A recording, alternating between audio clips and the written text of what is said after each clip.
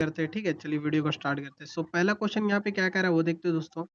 पहला क्वेश्चन कह रहा है कि भाषा अधिगम में यदि विद्यार्थी अपने पूर्व अनुभव के आधार पर नए अर्थ का निर्माण करता है तो किस उपयोग अप्रोच का दर्शाता है? Behaviourist approach, constructivist approach, grammar translation method या आइडियो लिंग्विस्टिक मेथड। तो जल्दी बताओ दोस्तों इसका आंसर क्या होगा, और जल्दी बताओ इसका आंसर क्या होगा दोस्तों। ठीक है ना, तो अगर चैनल पे नए हैं तो प्लीज सब्सक्राइब कर लेना और दोस्तों को भी शेयर कर देना, ये क्योंकि हेल्पफुल होने वाला है ये वीडियो। ये क्या होगा? Construct visit approach. बहुत अच्छा, सबने आंसर सही लगाया हुआ। इसका आंसर क्या होगा दोस्तों? बी होगा। चलिए आगे बढ़ते हैं और अगला क्वेश्चन पे चलते हैं, दूसरा का। और दूसरा क्वेश्चन यहाँ पे कह रहा है कि भाषा के टीचर के विद्यार्थी किसी पाठ के वैकल्पिक अंत अल्टरनेटिव एंडिंग मतलब अल्टरनेटिव एंडिंग का लिखने को कहता है, तो यह मुख्य रूप से क्षमता का विकसित करता है। बताओ, रटकर सीखने पर, सृजनात्मक लेखन या आलोचनात्मक चिंतन पर, वर्तनी याद रखना, व्याकरण अभ्यास। तो जल्दी बताओ दोस्तों इसका आंसर क्या होगा। तो सबको आंसर लगाना है, ठीक है। तो जल्दी बताओ इसका आंसर क्या होगा। तो ये सृजनात्मक और लेखन आलोचनात्मक चिंतन होगा। आंसर क्या होगा? बी। आंसर क्या होगा दोस्तों? आंसर क्या होगा? बी होगा। ठीक है, बहुत अच्छा। चलिए आगे बढ़ते हैं और तीसरा क्वेश्चन पे चलते हैं। और तीसरा क्वेश्चन यहाँ पे क्या कह रहा है वो देखते हैं दोस्तों। तीसरा क्वेश्चन यहाँ पे कह रहा है कि एनसीएफ 2005, भाई एनसीएफ 2005 तो आप पढ़े होंगे, के अनुसार भाषा शिक्षण के सबसे महत्वपूर्ण उद्देश्य क्या है पूछ रहा है। केवल व्याकरण का ज्ञान देना, भाषा अर्थपूर्ण संदर्भ कुल प्रयोग करना, केवल पाठ याद करना, केवल परीक्षा तैयार करना। तो जल्दी बताओ दोस्तों इसका आंसर क्या होगा। तो इसका आंसर क्या होगा? भाषा अर्थपूर्ण संदेहपूर्ण प्रयोग करना। ठीक है, संदर्भ प्रयोग करना। ठीक है, बहुत अच्छा। चलिए आगे बढ़ते हैं दोस्तों। अगर इसी तरह से आप आंसर लगाते रहते हो तो भाई आपका सीटेट मतलब पास करने से कोई रोक नहीं सकता। और यहाँ पे चौथा क्वेश्चन कह रहा है कि यदि कोई विद्यार्थी पढ़ते समय शब्द का सही उच्चारण करता है, मतलब पढ़ता है, उच्चारण बोलता है, लेकिन अर्थ नहीं समझ पा रहा, मतलब पढ़ तो ले रहा है पर वो अर्थ नहीं समझ रहा, तो टीचर को किस कौशल का मतलब स्किल का विकास अधिक पर ध्यान देना चाहिए? मौखिक अभिव्यक्ति, पठन बोध रीडिंग कम्प्रहेंसिव, लेखन कौशल या श्रवण कौशल। यहाँ पे क्वेश्चन सही से पढ़ना, बहुत सारा भाई गलत करेगा इसमें। पहले क्वेश्चन पढ़ो। यहाँ पे पढ़ते समय बच्चा उच्चारण मतलब सही बोल पा रहा है लेकिन वो अर्थ नहीं समझ पा रहा, तो इसमें क्या होगा? तो ले रीडिंग कम्प्रहेंशन। क्या होगा? आंसर बी होगा दोस्तों। आंसर क्या होगा? बहुत अच्छा। चलिए आंसर क्या होगा दोस्तों? बी होगा। ठीक है ना, बी होगा। बहुत अच्छा। चलिए आगे बढ़ते हैं और अगला क्वेश्चन पे चलते हैं कि अगला क्वेश्चन यहाँ पे क्या कह रहा है। एंड 5 क्वेश्चन पे आ चुके हैं और 5 क्वेश्चन यहाँ पे कह रहा है कि निम्न में से कौन सी गतिविधि भाषा high order thinking skill hots का मतलब सबसे अधिक विकसित करता है। देखो भाई हॉट्स जो है ना, HOTS हॉट, इसका फुल फॉर्म भी याद रखना, हो सकता है ये सीटेड में पूछ लिया भी जाए। ठीक है ना, याद रखना, हॉट से हाई ऑर्डर थिंकिंग स्किल। ठीक है, याद रखना। कठिन शब्दों का अर्थ लिखना, इसका आंसर क्या होगा? लेखन के दृष्टिकोण विश्लेषण, अपने विचार प्रस्तुत करना, पर्यायवाची शब्द लिखना, रिक्त स्थान भरना। तो जल्दी बताओ इसका आंसर क्या होगा। जल्दी बताओ इसका आंसर क्या होगा। ओ तो क्या होगा? लेखन दृष्टि को विश्लेषण के विचार प्रस्तुत करना। आंसर क्या होगा? बी होगा। ठीक है, आंसर बहुत अच्छा। चलिए आगे बढ़ते हैं। आंसर क्या होगा? बी होगा। बहुत अच्छा भाई, अगर इसी तरह से आप आंसर लगाते रहो तो भाई आपका सीटेट पास करने से कोई रोक नहीं सकता। चलिए आगे बढ़ते हैं और 6 क्वेश्चन पे चलते हैं।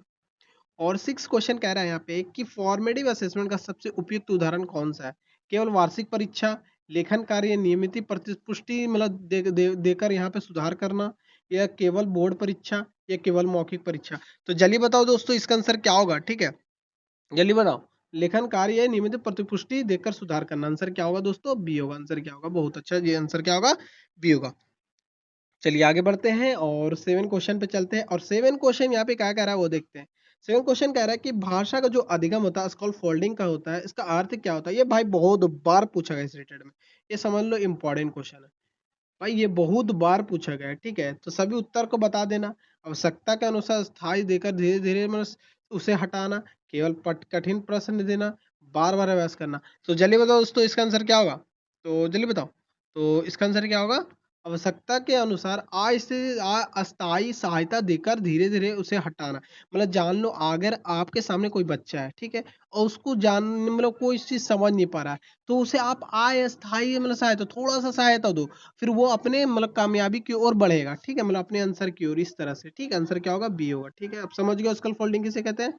जिसको थोड़ा सा मतलब स्कल फोल्डिंग दे दे, पाड़ दे दो, इसी को बोलता है, पाड़ बोलता है, स्कल फोल्डिंग बोलता है, मचान बोलता है, ढचान बोलता है, बहुत सारा इसका नाम है, पर इंग्लिश में याद रखना स्कल फोल्डिंग। ठीक है, तो चलिए आगे बढ़ते हैं और यहाँ पे 7 क्वेश्चन हो चुका है, इस 8 क्वेश्चन पे चलते हैं।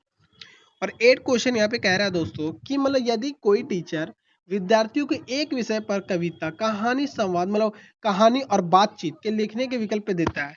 तो यह किस सिद्धांत का दर्शाता है? Differential instruction, rote learning, drill method, lecture method. तो चलिए बताओ दोस्तों इसका आंसर क्या होगा, और देखता हूँ भाई इसका आंसर सबसे महत्वपूर्ण कौन है और कौन लगाता है सबसे बेस्ट। ठीक है, तो रोड लर्निंग तो यहाँ पे दोस्तों कभी भी नहीं होगा, ड्रिल भी नहीं होगा, लेक्चर भी नहीं होगा, क्योंकि लेक्चर जो होता है बीए मतलब अदर में होता है, 10 से ऊपर होता है, उसमें लेक्चर पढ़ाया जाता है। ठीक है, रोड लर्निंग भी बच्चों को नहीं करना, ड्रिल मेथड नहीं कराना चाहिए।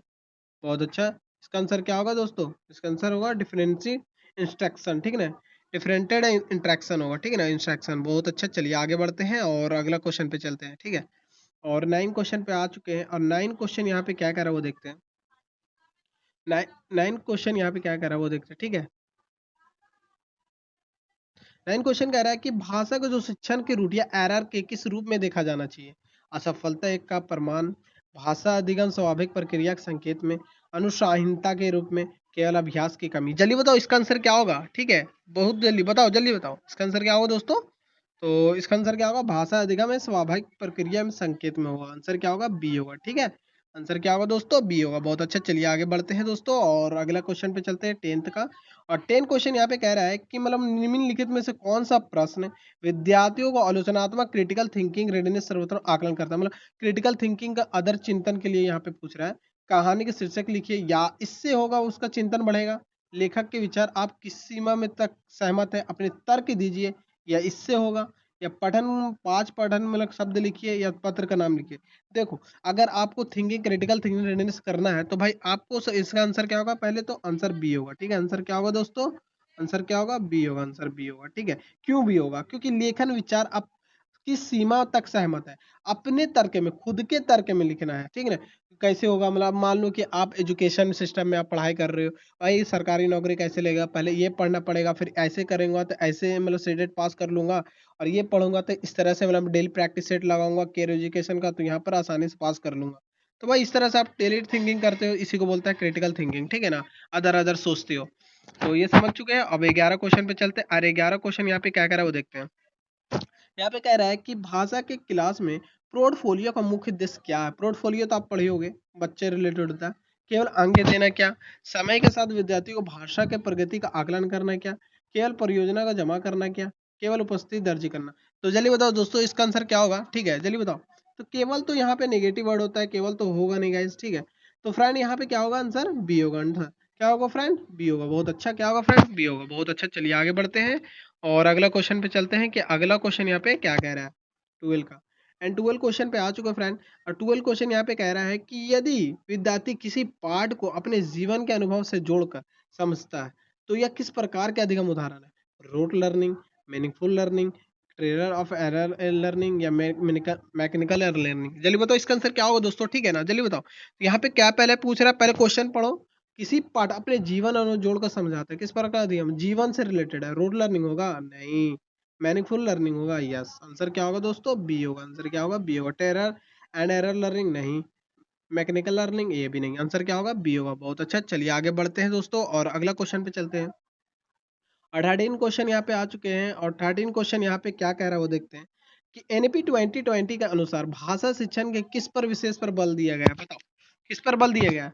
केवल व्याकरण पर, कंपटीशन बेस्ड और फाउंडेशनल लिटरेसी, केवल परीक्षा पर, केवल पाठ्य पुस्तक पर। जल्दी बताओ दोस्तों इसका आंसर क्या होगा? ठीक है ना, जल्दी बताओ। तो कॉम्पिटेंसी बेस्ड और फाउंडेशनल लर्निंग होगा, लिटरेसी। आंसर क्या होगा? बी होगा। आंसर क्या होगा दोस्तों? आंसर क्या होगा? बी होगा। बहुत अच्छा, अगर भाई इसी तरह से आप आंसर लगाते रहते हो भाई तो आपको सीटेट पास करने से रोक नहीं सकता। एक बात और दोस्तों, अगर चैनल पे नहीं तो प्लीज सब्सक्राइब कर लेना। ठीक है, तो चलिए 14 क्वेश्चन चलते हैं, और 14 क्वेश्चन यहाँ पे क्या कह रहा है वो देखते हैं। 14 क्वेश्चन यहाँ पे कह रहा है कि समावेशी भाषा के टीचर के सबसे उपयुक्त कार्य क्या है? सभी विद्यार्थियों को समान कार्य देना, विद्यार्थियों को भाषा क्षमता के अनुसार विविध गतिविधियों को कराना, केवल तेज विद्यार्थियों को बोलने का अवसर देना, केवल लिखित कार्य करना। जल्दी बताओ इसका आंसर क्या होगा? ठीक है, जल्दी बताओ। और देखता हूँ भाई सबसे पहला आंसर कौन लगाता है। कि केवल तो भाई होगा नहीं, ये मतलब ए और बी में आंसर लगाओ। जल्दी क्या होगा आंसर, और देखता हूँ कि आंसर कौन लगाता है सबसे पहले।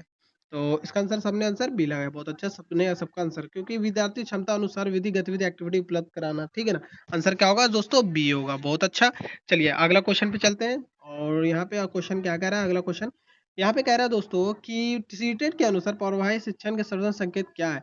विद्यार्थियों को केवल नियम याद करना, विद्यार्थियों को भाषा संदर्भ में अर्थों और रचनात्मक प्रभावी प्रयोग कर सके, केवल व्याकरण प्रश्न या केवल परीक्षा। चलिए बताओ दोस्तों इसका आंसर क्या होगा। और दोस्तों इसका सबको आपको क्या करना है, कमेंट में बताना है। क्या करना है दोस्तों, इसको आपको कमेंट में बताना है कि कमेंट में इसको बताना है आपको, ठीक है। और भाई ये भी बताना है कि 15 में आपका कितना बना, 15 में 15 बना है या नहीं बना, ये भी बताना है। और चैनल पे प्लीज नए हैं तो प्लीज सब्सक्राइब कर लो, ठीक है। और यहाँ पे डेली अपलोड होगा और लाइव भी आने की कोशिश कर रहा हूँ दोस्तों। कुछ जल्द ही मैं लाइव में आऊंगा, ठीक है। और वहाँ पे एक से एक क्वेश्चन यहाँ PYQ लाइव में कराऊंगा, ओनली PYQ। जितना अब शुरू से क्वेश्चन किया है, जितना भी सीटेड, ओनली PYQ कराऊंगा। और डेली यहाँ पे तो वीडियो अपलोड होगा ही, ठीक है। तो मिलते हैं फिर एक नेक्स्ट वीडियो में, तब तक के लिए टेक केयर, बाय बाय।